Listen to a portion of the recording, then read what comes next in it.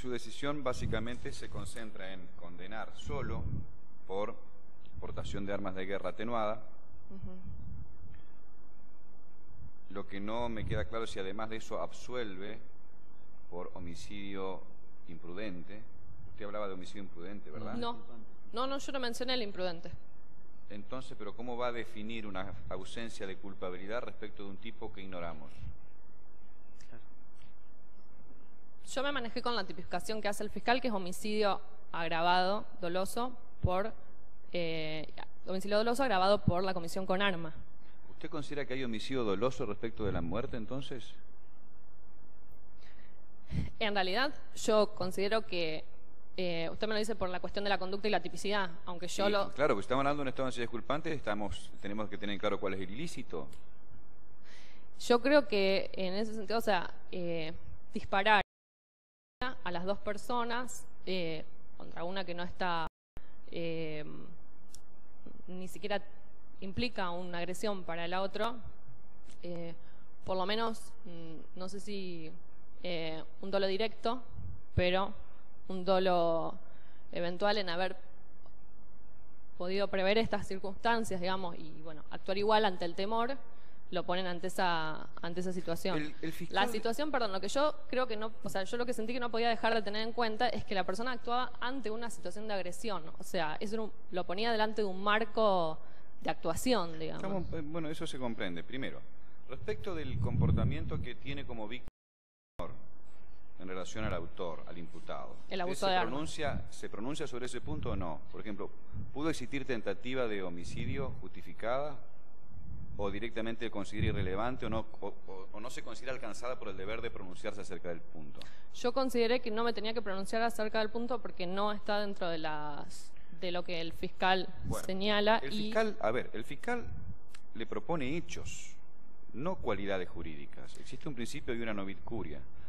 Usted me está señalando que dado que el fiscal connotó jurídicamente el hecho, lo subsumió en un homicidio doloso, usted se ve impedida de modificar esa atribución aun cuando pueda llegar a pensar en otra calificación, ¿o me equivoco en ese punto? Lo que pasa que yo, en base al, como yo entiendo el principio de congruencia, entiendo que principio de congruencia sobre los hechos, sí, pero no hablamos de principio de congruencia, hablamos de la corrección conceptual de la cualidad que tienen los mismos hechos. Solo que usted me proponga una diversidad fáctica, en cuyo caso, bueno, posiblemente correspondería en su caso un reenvío o acaso también su decisión, pero quiero que usted me diga sobre la base de qué reflexión usted trabajó la decisión. Yo consideré que no es la misma base fáctica la que tiene que haber para imputar, como se imputó, donde nos hablan de un homicidio agravado, que hablar de, en su caso, una tentativa de homicidio y un homicidio imprudente. Creo que no es la misma la base fáctica. ¿No me parece que incluye otros pormenores empíricos consistentes, pregunto, en que se alcanza una víctima que estaba detrás, que el autor pretendía dirigirse contra el agresor y no contra la persona, que eso lo sorprendió, que la víctima se agachó? ¿Eso no es demostrativo, pregunto, fácticamente de la inexistencia de dolo o de conciencia del autor, por lo menos directa, acerca de que podía alcanzar finalmente a la madre del agresor?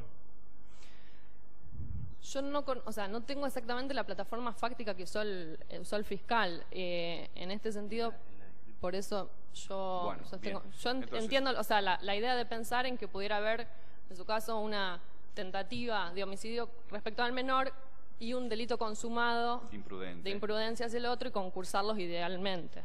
De suyo, el homicidio imprudente no es incompatible con el estado de ansiedad disculpante, sabemos bien, pero me queda claro que usted declara el ilícito cometido por el autor y por tal virtud como homicidio imprudente, solo que declara al mismo tiempo su ausencia de culpabilidad por concurrir a un estado de necesidad. Es culpante en este caso, ¿no? Un estado de necesidad agresivo es culpante. Esa es su decisión respecto del homicidio. Sí, ya estoy un poco... Claro, usted no declara la inculpabilidad del autor por un homicidio imprudente exculpante, sino, si yo me expresé al revés, le pido disculpas, sino por un homicidio doloso exculpado. Homicidio doloso sí, cualquiera exculpado. de las dos figuras se pueden dar en realidad. No, bueno, pero es importante definir. No, a ver, pero ¿cuál es la que escoge usted? Por eso le digo, un homicidio doloso exculpado. Porque no se puede decir solo un homicidio agravado por el empleo de armas sin saber si estamos en presencia de un ilícito doloso o imprudente. Está bien, yo tomé que la imputación fáctica era un homicidio doloso agravado. Bueno, pero usted como juez tiene el deber de decir el derecho. Yo lo entiendo. Yo, digamos, en lo que disiento es en que para mí la imputación fáctica no podía ser la misma. Bueno, la imputación fáctica, ¿qué le sugiere a usted? ¿Que el autor conocía que estaba matando o que ignoraba que estaba matando? Si lo quiere hablar, plantear en esos términos, dígame, a ver si sabemos si estamos hablando de un ilícito doloso o imprudente. Es culpado en cualquier caso. Si conocía que estaba matando. Claro. Si conocía que estaba matando o si le era cognoscible la muerte. Le era conocible. Cognoscible, bueno. Sí. Entonces un homicidio imprudente es culpado. Ahora,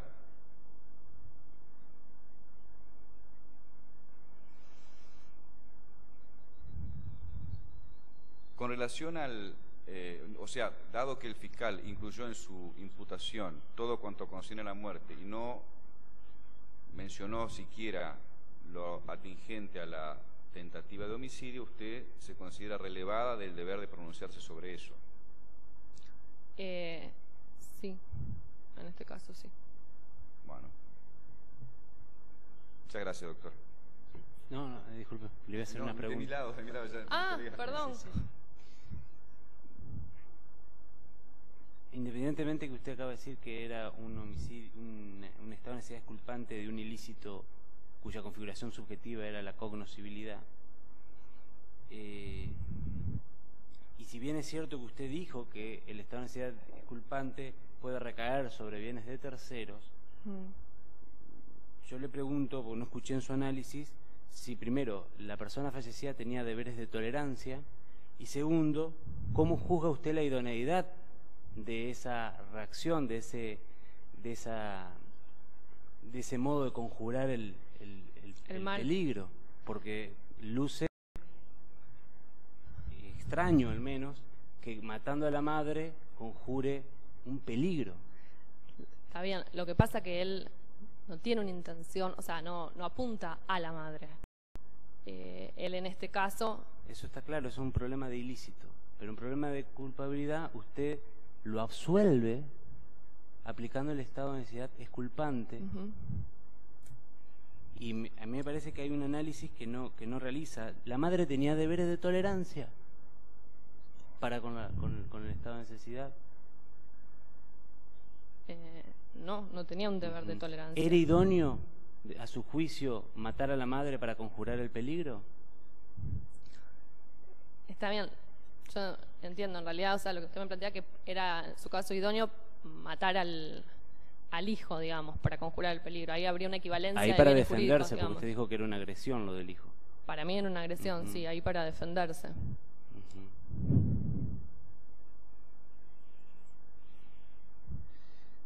Y por último, respecto a la primera parte del esquema de su sentencia, dedujo que usted participa o sostiene la teoría del riesgo procesal o del peligro procesal al momento de dictar medidas cautelares. Yo lo analizo en realidad desde los fines que nos pone el Código Procesal, que nos habla de eso. Bueno, yo le pido que lo analice críticamente.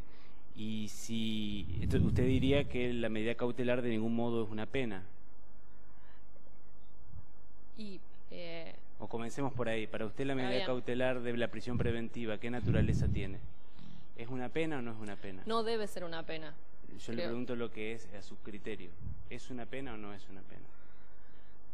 Bien utilizada, respetando todos los principios constitucionales, no sería una pena. Si usted va a la cárcel hoy, ya sé lo que pasa. Sí. El procesado y el condenado están en el mismo lugar, en el mismo pabellón, en la misma celda, es decir, no se notan las diferencias. Ahora, bien utilizada realmente como última herramienta, como herramienta exclusivamente en los casos donde se deba atender al verdadero peligro que corren el proceso. En esos casos creo que constitucionalmente está habilitada la prisión preventiva, pero siempre que se utilice realmente como una medida excepcional, la última a utilizar, sabiendo que es la más gravosa y que realmente en su forma de ejecución se respete decir el principio de inocencia parece muy contradictorio porque la persona va a estar detenida, ¿no? Pero tener en cuenta las otras salvedades constitucionales que se imponen, como la separación de los condenados, el resguardo absoluto de los derechos, no hay una pérdida de ningún otro derecho. Pero si eso fuese así, en un mundo ideal, y desde la teoría del riesgo procesal, ¿por qué razón entonces al momento de aplicar la pena se le descuenta o se le computa aquel tiempo que pasó cumpliendo una prisión preventiva? ¿No ve usted una contradicción en este aspecto en la teoría del riesgo procesal?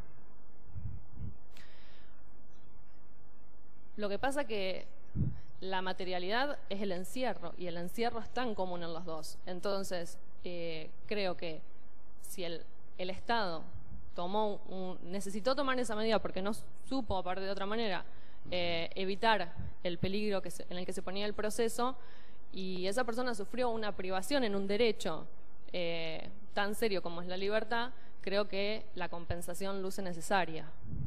Eso significa, perdón, que la compensación en caso de absoluciones obtendría derechamente, según su criterio, un matiz patrimonial.